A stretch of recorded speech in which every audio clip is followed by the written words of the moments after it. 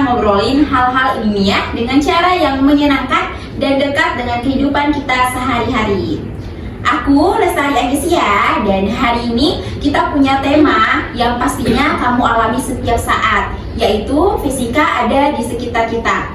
Fisika itu gak cuma soal rumus dan segala perhitungannya yang kita kenal sulit di sekolah, tapi juga soal bagaimana kehidupan ini berjalan dari segala aktivitas kita, mulai dari kita berada di rumah sampai kita berada di luar rumah. Hari ini kita kedatangan narasumber yang luar biasa yang siap berbagi pengetahuan dan insight-nya, yaitu ada Kak Sri Mawarni. Halo Kak. Hai Lestari, hai Sobat Sains. Wah, terima kasih ya telah mengundang saya di podcast Sains hari ini buat ngobrolin soal fisika yang pastinya ada di hubungan kehidupan kita sehari-hari nih. Oh ya Kak, biar lebih akrab gimana kalau aku panggil Kak Mawar aja? Boleh. Kak Mawar, sebelumnya makasih ya udah mau jadi narasumber di podcast kita pada hari ini.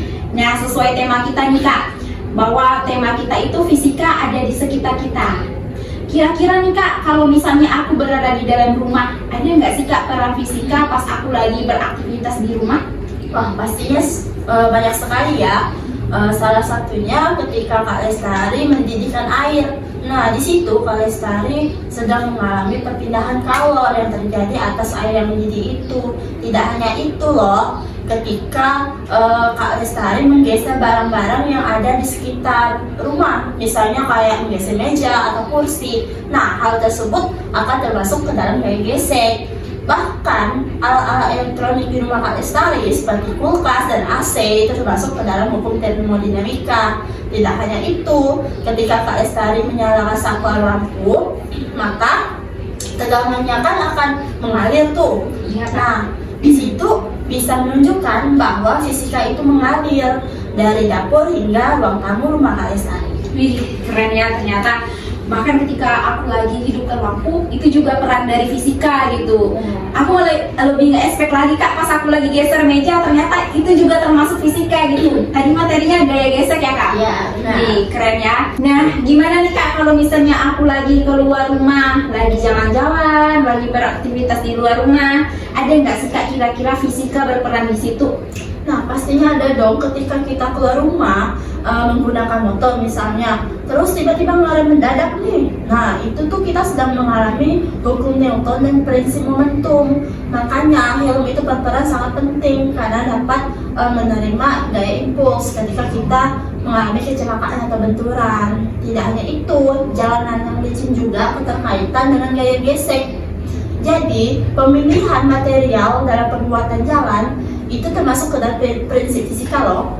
Wih, keren ya Kak. Ternyata pas lagi ngebut-ngebutnya nih, terus aku ngerem, itu juga masuk dalam fisika gitu. Nggak kebayang kalau misalnya nggak ada rem, aku lagi ngebut, pasti itu bisa nabrak orang gitu. Untung ada fisika gitu.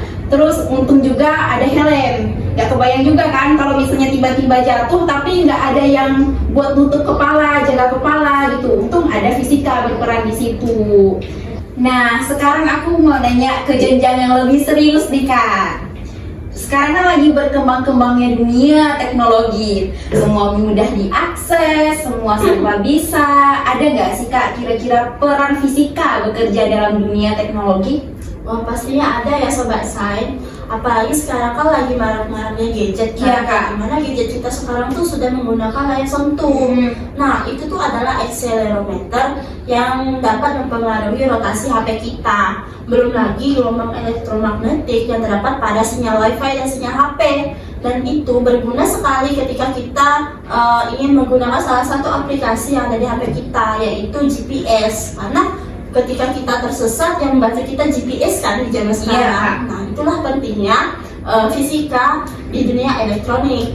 Wih, keren ya Kak. Ternyata selama ini aku lagi main handphone, aku lagi scroll IG, scroll TikTok, balas chat WA, ternyata itu juga bagian dalam fisika gitu. Benar sekali Kak. Ya, terus itu tadi ya GPS ya, ternyata juga bagian dalam fisika. Nggak kebayang nih, aku lagi cari alamat, terus walaupun aku lagi bonceng kawan aku, dia juga nggak tahu alamatnya di mana.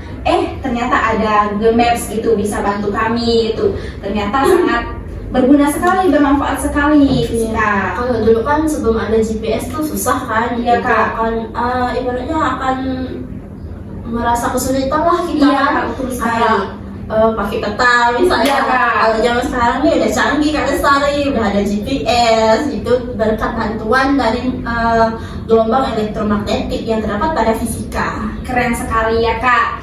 Nah Kak, kenapa sih Kak kita harus peduli dengan fisika gitu Kak?